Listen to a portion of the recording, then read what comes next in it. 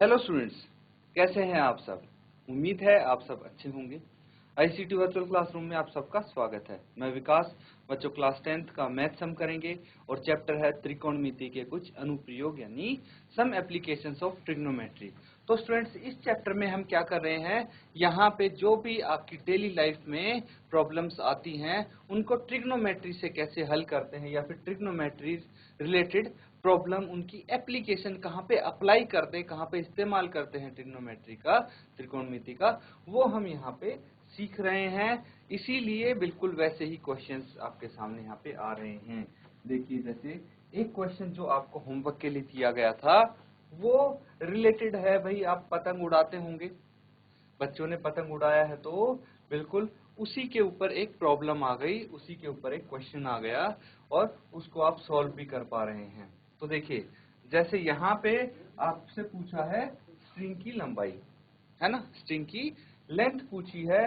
लेकिन अगर मान लीजिए स्ट्रिंग की लंबाई आपको पता है, ठीक है, सोचिए कभी करके भी देखना, ये ट्राई करना कि भाई पतंग उड़ाते हैं आप, तो आप बाजार से खरीद के लाते हैं भाई, जो भी है स्ट्रिंग आप बाजार से खरीद के लाते हैं धागा, और उसको पतंग बांध के उससे उड़ाते हैं। अब मान लीजिए आप एक पर्टिकुलर लेंथ का धागा लेके आए, 1 किलोमीटर का धागा लेके आए, या 500 मीटर लंबा धागा लेके आए, या 100 मीटर लंबा धागा लेके आए, तो उससे पूरे से आपने पतंग उड़ा दी।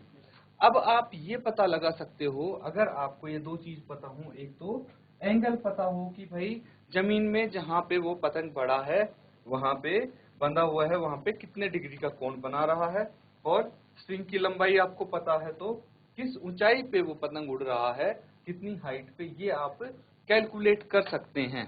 वैसे तो नहीं नाप सकते, लेकिन आप इससे कैलकुलेट कर सकते हैं। ट्रिग्नोमेट्री का ये फायदा है, ये यूज है।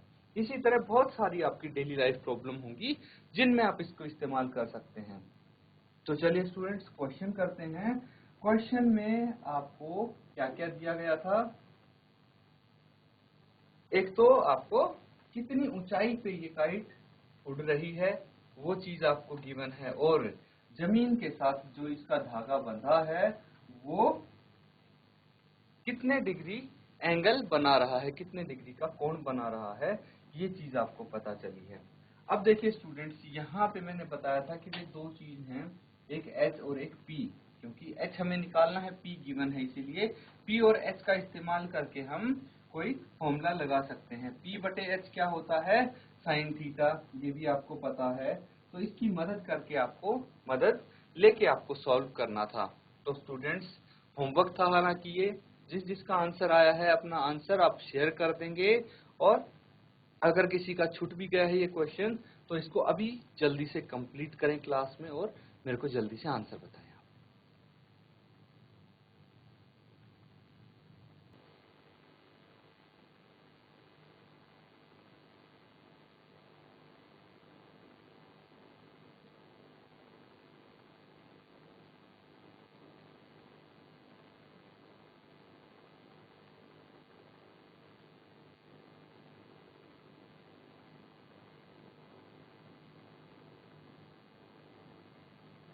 वेरी गुड स्टूडेंट्स, आंसर बताइए जल्दी जल्दी इसका।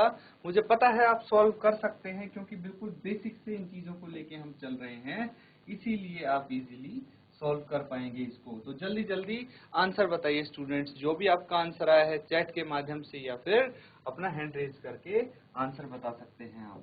देखिए कैसे इसको सॉल्व करेंगे, कैसे अप्रोच करेंगे, यहाँ ध्यान देंगे अब सभी बच्चे।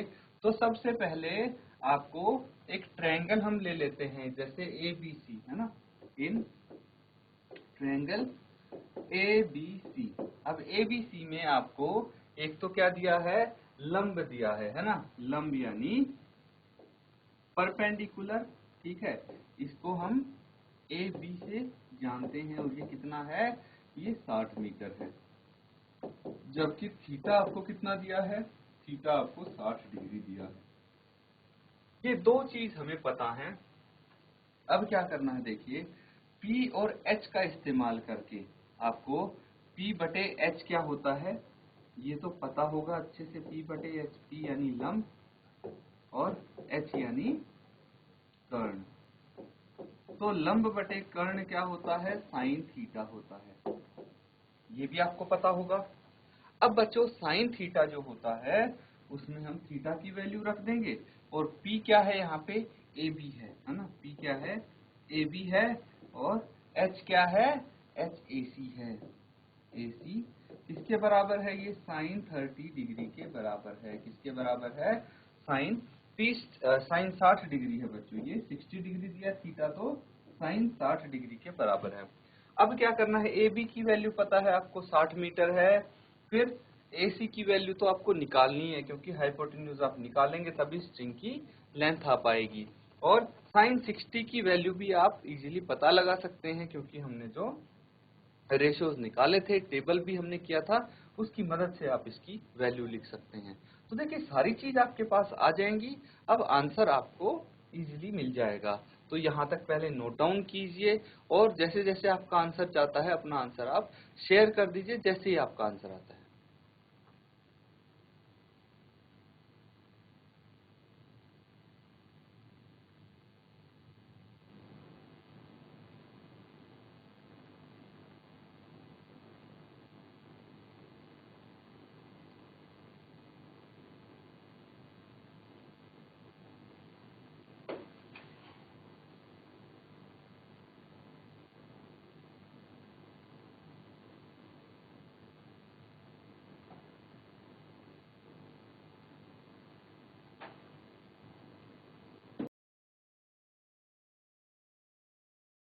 तो स्टूडेंट्स अब देखिए यहाँ पे क्या चीज आपको गिवन है, यहाँ पे बच्चों सारी चीजें दी हुई हैं, इसको हम सॉल्व कर सकते हैं। तो ए बी की जगह हम लिखेंगे 60 मीटर एंड साइन 60 की जगह √3/2 आपकी वैल्यू आ जाएगी। तो 60 बटे A C is equal to √3/2 होती है साइन 60 की वैल्यू।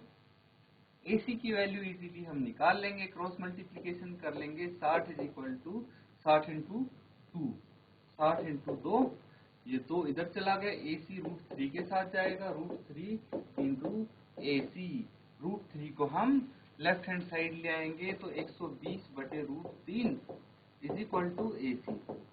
तो AC आ गया 120 बटे √3, इसका रैशनलाइजेशन कर देंगे। अब रैशनलाइजेशन में क्या करेंगे, √3/√3 से मल्टीप्लाई कर देंगे। अब √3/√3 से मल्टीप्लाई करने के बाद क्या आएगा स्टूडेंट्स, AC आ जाएगा 120 √3 बटे √3 इंटू √3, तो 3 होता है, 3 चौक 12, दैट मीन्स AC आ गया 40√3 मीटर है, है मीटर। तो आपसे पूछा क्या गया था, आपसे पूछा गया था कि find the length of the string, तो आप लिखेंगे length of the string is 40√3 metre. ये स्टूडेंट्स आपका आंसर हो जाएगा, इसको आप नोट डाउन कर सकते हैं बच्चों। कोई अगर आपको क्वेश्चन है, क्वेरी है किसी भी क्वेश्चन के रिलेटेड, तो आप पूछ सकते हैं इमीडिएटली, हैंड रेज करके अपनी क्वेरी भी पूछ लीजिए। जल्दी से इसको नोट डाउन कीजिए बच्चों।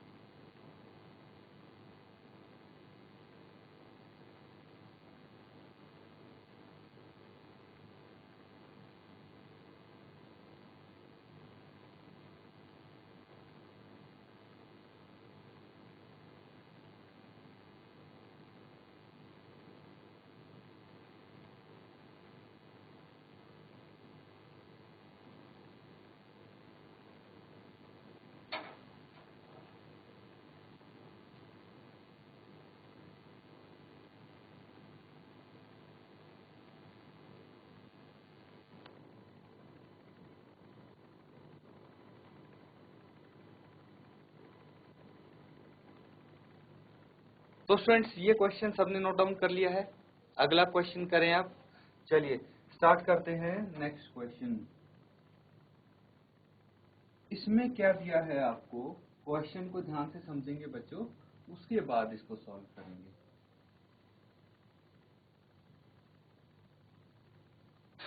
तो इसमें बोला गया है 1.5 metre tall boy is standing at some distance from a 30 metre tall building. The angle of elevation from his eyes to the top of building increases from 30 to 60 as he walked towards the building. Find the distance he walked toward the building.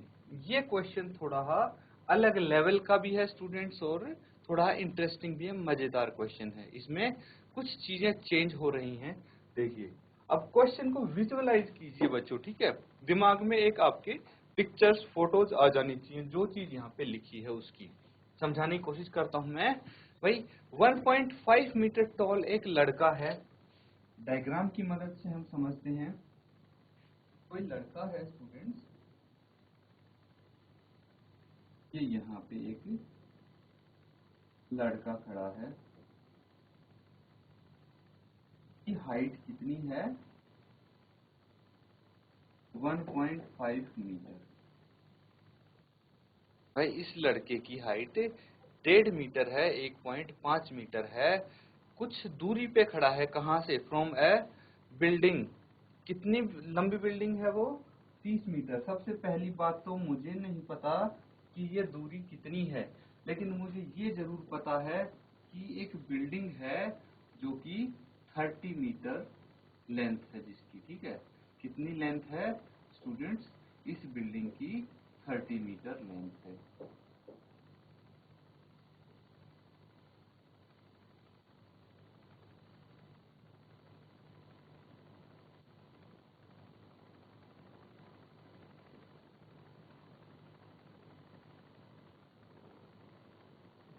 चलिए कुछ इस तरह की building है और बच्चों यहाँ पे इसकी लेंथ आपको गिवन है।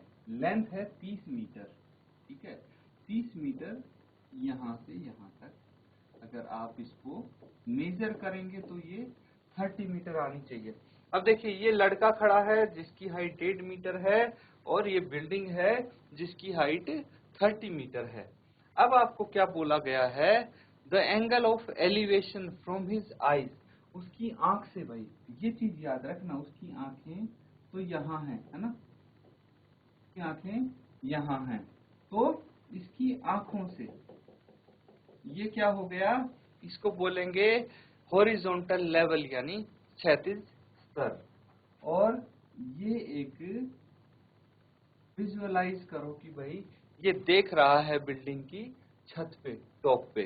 तो यही बोला गया, the angle of elevation from his eyes to the top of building. तो उसकी आंख से बिल्डिंग की टॉप तक एंगल ऑफ एलिवेशन बनता है। एंगल ऑफ एलिवेशन कैसे बनेगा, सबसे पहले हमें क्षैतिज स्तर बनाना पड़ेगा। तो ये बना दिया मैंने क्षैतिज स्तर, हॉरिजॉन्टल लेवल HL इसको बोलते हैं। ये है यहाँ पे, और जो हमारा एंगल ऑफ एलिवेशन है वो लाइन ऑफ साइट और हॉरिजॉन्टल लेवल के बीच की का जो एंगल है उसको बोलेंगे एंगल ऑफ एलिवेशन। अब यहाँ पे एंगल चेंज हो रहा है, तो चेंज हो रहा है, ठीक है। सबसे पहले एंगल क्या है, बिना चेंज हुए, जब तक चेंज नहीं हुआ था तब तक 30 डिग्री था स्टूडेंट्स। ये कितना है, 30 डिग्री है यहाँ पे कोण। लेकिन अब क्या बोला गया है कि भाई इसका एंगल 30 से 60 हो जाता है जैसे जैसे वो बिल्डिंग की तरफ चलता है। मतलब अब क्या किया, ध्यान से देखिएगा स्टूडेंट्स, ये बिल्कुल मैं चाहता हूं कि आप विजुअलाइज कर लें इसको। मैं बना रहा हूं तब नहीं, अगली बार से बिना बनाए ही आप ऐसी चीज विजुअलाइज कर लें। अब लड़के ने भाई चलना शुरू किया, ठीक है। लड़के ने चलना शुरू किया और वो मान लीजिए, मुझे नहीं पता कितना चला है, लेकिन यहाँ तक वो आ गया है, ठीक है। यहाँ तक आ गया है वो, और अब यहाँ पे आके बिल्डिंग को देख रहा है, ठीक है। तो जो इसका क्षैतिज स्तर है वो तो यही रहेगा, हॉरिजॉन्टल लेवल तो यही रहेगा। लेकिन जैसे जैसे वो पास आएगा, अब प्रैक्टिकली करके देखना स्टूडेंट्स किसी बिल्डिंग की टॉप को आप ऐसे देख रहे हो, जैसे जैसे पास आओगे तो आपकी गर्दन ऐसे उठती जाएगी। क्यों? क्योंकि एंगल ऑफ एलिवेशन आपका बढ़ रहा है, इसीलिए आपको ऐसे ऐसे गर्दन ऊपर करनी पड़ेगी। या फिर किसी चीज की हाइट जितनी बढ़ रही है उतना ही आपको गर्दन ऊपर करके ऐसे देखना पड़ेगा। दैट मीन्स कि यहाँ पे लड़के को भी वही करना पड़ रहा है कि जितना बिल्डिंग के पास जा रहा है उतना ही उसको अपना आइस अपनी ऊपर करके देखनी पड़ रही है। और इस वजह से जो उसका एंगल है वो 30 डिग्री से चेंज होके हो गया 60 डिग्री। कितना हो गया? 60 डिग्री। अब स्टूडेंट्स देखिए, दो एंगल हैं आपके पास, क्या क्या है? 30 डिग्री एंड 60 डिग्री। तो आपको क्या बताना है? Find the distance he worked towards the building. मतलब आपको देखिए यहां से यहां तक की जो दूरी है ये चला है वो, अब कितना मीटर चला है ये आपको फाइंड आउट करना है। क्वेश्चन समझ गए? नोट डाउन कीजिए इसको, कोशिश कीजिए कि कैसे हमने इसको समझा है, किस तरह से ये चीजें हुई है यहाँ पे, और कैसे हम इसका आंसर निकाल सकते हैं, इसको सॉल्व कर सकते हैं। टाइम लीजिए 1-2 मिनट का, देखिए क्वेश्चन को। मैं नहीं चाहता जल्दी जल्दी हम करें और आपको कुछ समझ में ना आए, इसीलिए ये क्वेश्चन है, भले ही आपका टाइम लग जाए पर समझ में अच्छे से आना चाहिए, क्योंकि इस तरह के बहुत सारे क्वेश्चन होंगे। अगर एक क्वेश्चन अच्छे से आपने समझ लिया तो बाकी एक क्वेश्चन तो खुद भी कर सकते हैं आप। इसको देखिए, नोट डाउन कीजिए और समझने की कोशिश कीजिए। कुछ नहीं समझ में आता है तो बच्चों हैंड रेज करके पूछ जरूर लेना। इसको नोट डाउन करो।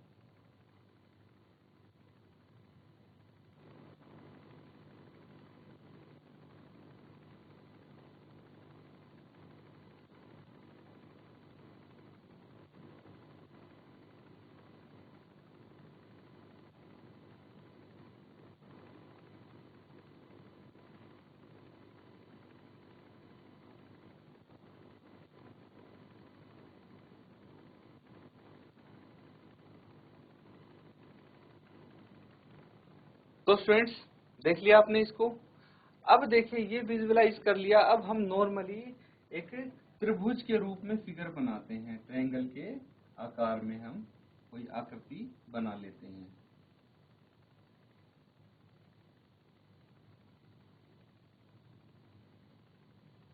मान लीजिए ये कोई बिल्डिंग है जिसकी ऊंचाई 30 मीटर है। ठीक है, 30 मीटर ऊंचाई है इसकी।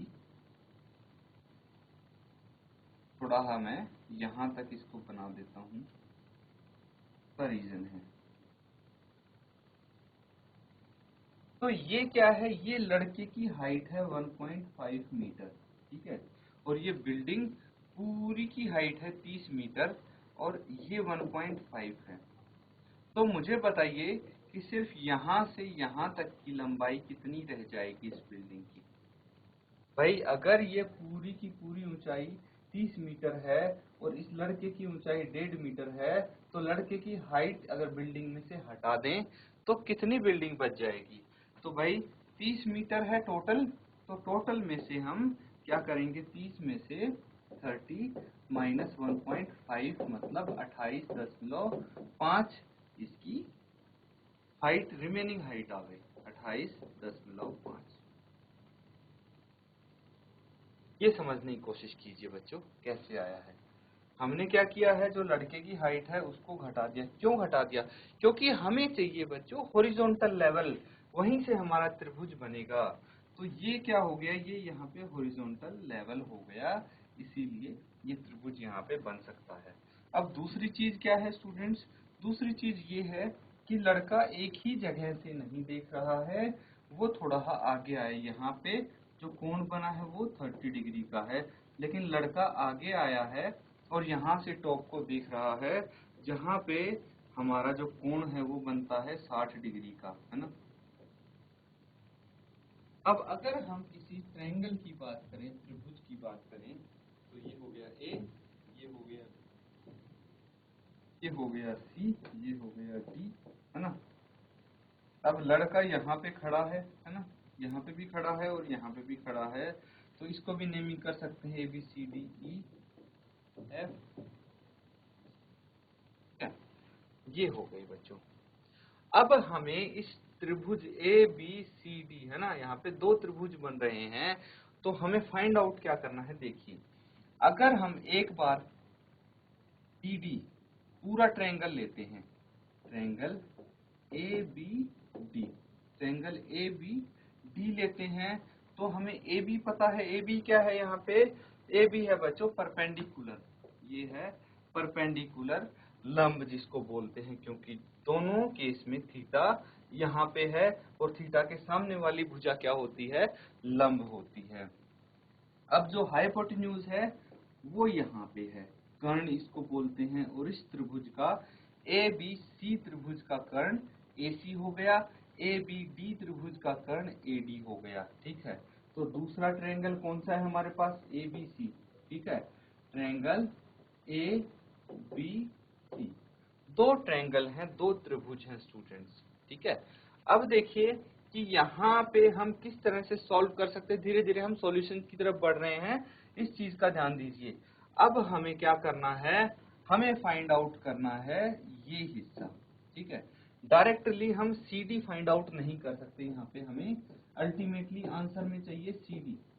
CD अगर आप निकाल सकते हैं सीधे सीधे तो कोई दिक्कत नहीं है, निकाल लीजिए, आंसर आपका आ जाएगा। लेकिन डायरेक्टली CD कैसे निकालेंगे, हम क्या करेंगे, हम पहले तो BD निकालेंगे। क्या निकालेंगे, BD निकालेंगे, BD की लंबाई निकालेंगे त्रिभुज ABD की मदद से, जिसमें परपेंडिकुलर गिवन है, और ये क्या हो जाएगा, ये बेस हो जाएगा, बेस यानी आधार। तो P बटे B क्या होता है वो देख लीजिए, और उससे B की वैल्यू आ जाएगी, मतलब BD आ जाएगा, और उसमें से हम घटा देंगे, छोटा त्रिभुज लेंगे ABC, और इसमें जो BC की वैल्यू आएगी वो घटा देंगे हम, तो आपका CD आ जाएगा।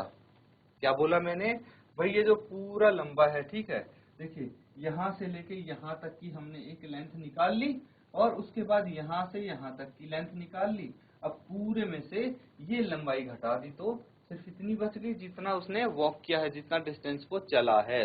तो इस तरह से हम निकाल सकते हैं स्टूडेंट्स, ये मैंने आपको हिंट दिया है, इसको नोट डाउन कीजिए।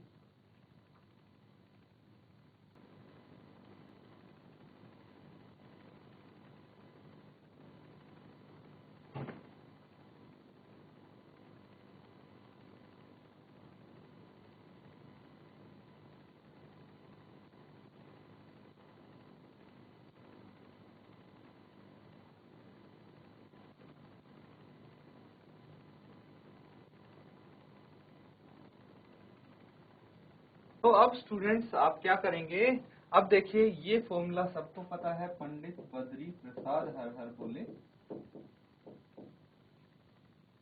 आपको पता है P बटे B क्या होता है, P बटे B होता है tan थीटा, है ना।